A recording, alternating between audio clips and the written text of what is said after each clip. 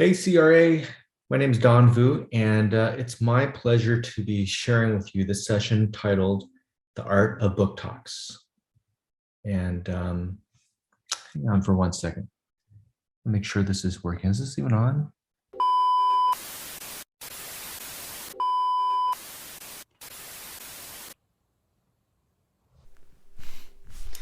What do you say we take a little break from Zoom? Let's have a little chat about book talks. Cool? Cool. Have you ever loved a movie or a TV show or even a new restaurant so much that you couldn't wait to recommend it to your friends? I have. And by the way, have you seen Ted Lasso on Apple Plus? It's a new series about an American football coach who coaches American football and goes over to England to coach soccer, which, by the way, the rest of the world calls football, which is probably the best name for it Anyways, I digress. It's a good show that's really funny and full of heart and with great character development. So let's get back to book talks. The same way I feel about the show Ted Lasso should be the same way you feel about a book when you do a book talk. And according to Scholastic, the company that brought you book fairs, Harry Potter, Dogman, and my book, Life, Literacy, and the Pursuit of Happiness, available through Scholastic.com, Amazon.com, or any independent bookstore in America. According to Scholastic, a book talk is a conversation about a book that one has read, infused with joy and emotion, best if done daily. Now, I spent some time reflecting and distilling the main ideas in what makes a good book talk.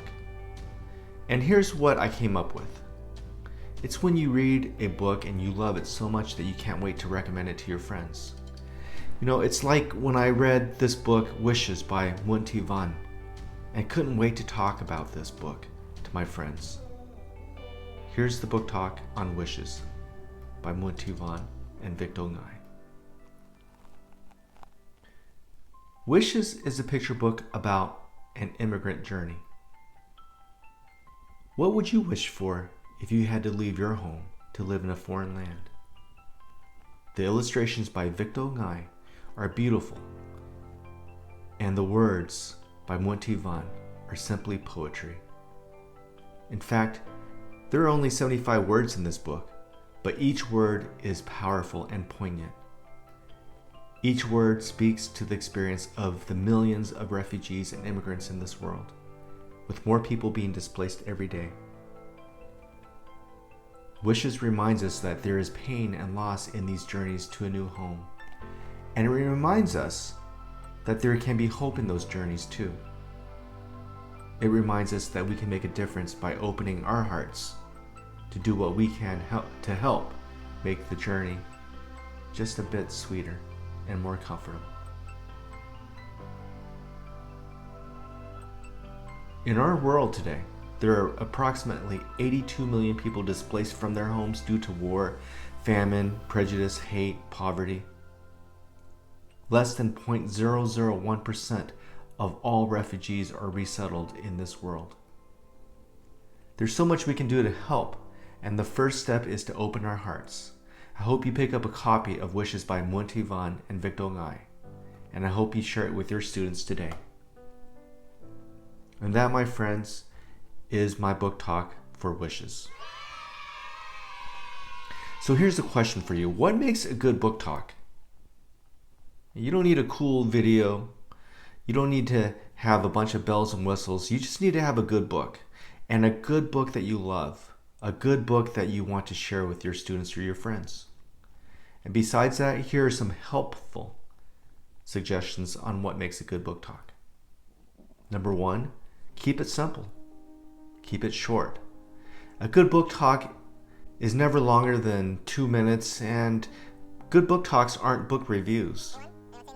And you don't want to put your audience to sleep. Number two, describe the plot in 1 or 2 sentences, but do not give away the ending. The cast, because when I found out that Arya died in like the 2nd episode, I was... Number three, come up with a good hook, a main idea, or a feeling that you had when you read the book. Oh my God! Wow! Number four, Tell the reader what you love most about the book and why you think they would love it. Now, can you think of the last book that you read that you loved? Now go do a book talk on that. Got it? Okay, now the next step is amping up your book talks, and here are some ways to amp up your book talks. Start with book talks. Start your class, your morning announcements, your staff meetings, your parent meetings with a book talk. It reminds people to refocus on literacy and reading, and it's a fun way to get things rolling. Book talks can be done by you, a teacher, or a student. Anyone can do a book talk. And if you have kids do book talks, make sure that you teach them how to do a proper book talk. Kids love doing them. They just need to do them the right way. If you've ever recorded a video on your phone, you can make a video book talk and share it with others online. The benefits? You can reach more people with a video, you can collect them, and you can make them available to your students and your community. You can inspire. Also, you can inspire students to make their own. They do like YouTube and TikTok. And speaking of TikTok, have you checked out Book Talks on TikTok? It's a multi-million-dollar business, and it's people, mostly young people, doing book talks. It might give you some insight on book talking. Okay, this one requires a bit more technical experience, but if I was able to do it, you can too. Record a video book talk on your phone. Okay, get a QR creator or the HP Reveal app and link the book talk to a photo of the book. Now, when kids browse books in the library, they can actually watch a video book talk from another student about that book. That's pretty cool. Add background knowledge to your book talks. Okay, this moves you away from the traditional book talk to what we call a book trailer. Okay, background knowledge helps students better understand and comprehend what they read, so it's actually helpful to include in your book talk or book trailer. I love making video book trailers where I include lots of images and descriptions when introducing a new book to kids. Here's a short clip of a video book trailer on Juana and Lucas by Meg Medina.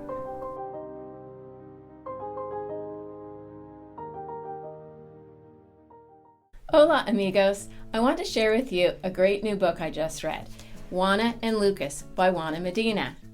Juana and Lucas live in a city called Bogota in the country of Colombia in South America. It's almost 4,000 miles away from us here in California. Bogota is the capital of Colombia. It's a very big city that's home to more than 9 million people. Bogota is located high in the Andes Mountains. Not technically a book talk, but this is pretty close. It's a book recommendation for kids from classmates or staff. Think of your local bookstore staff recommendations on shelves next to books. You know, the ones that are on index cards placed in front of the books on the shelves. Do this for your library. I guarantee you that those recommended books will quickly become the most checked out books you have. And finally, along the same lines, have staff write out a book talk blurb and put all the blurbs on a bulletin board where kids can see. Think lunchroom or library. And we call it our Hot Reads Bulletin, and every staff member from the principal to the lunch lady, every staff member puts up a blurb to recommend books to kids. It's a great way to start the conversation, which goes back to the idea of book talks. They are the beginning of the conversation. You never know where it can lead.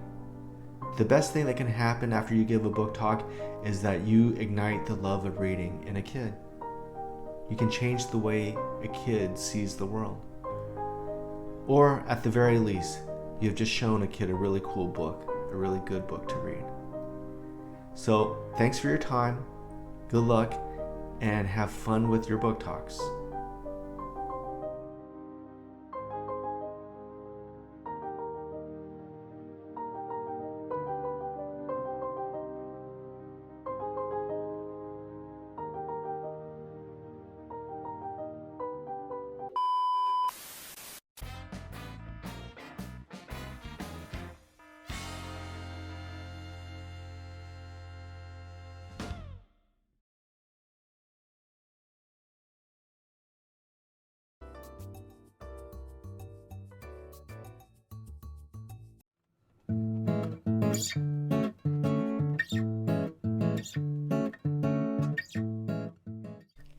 Hola, amigos. I want to share with you a great new book I just read, Juana and Lucas by Juana Medina.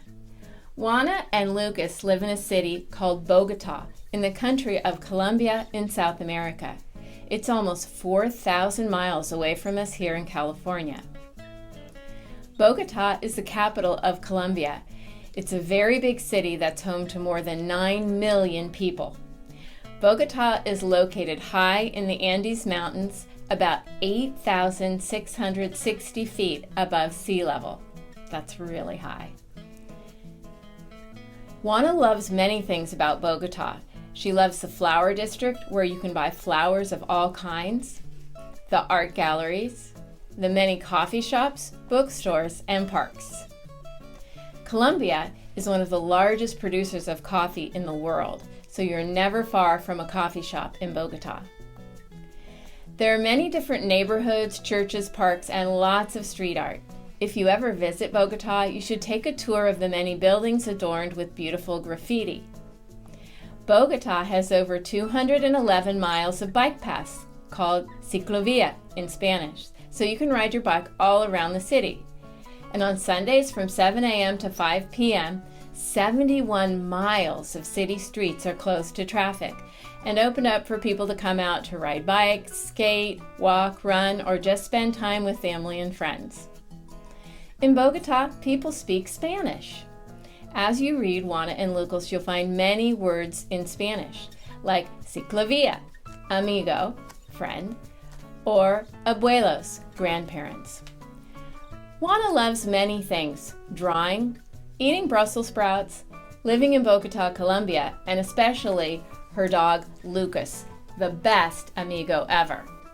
She does not love wearing her itchy school uniform, solving math problems, or going to dance class. And she especially does not love learning the English in school.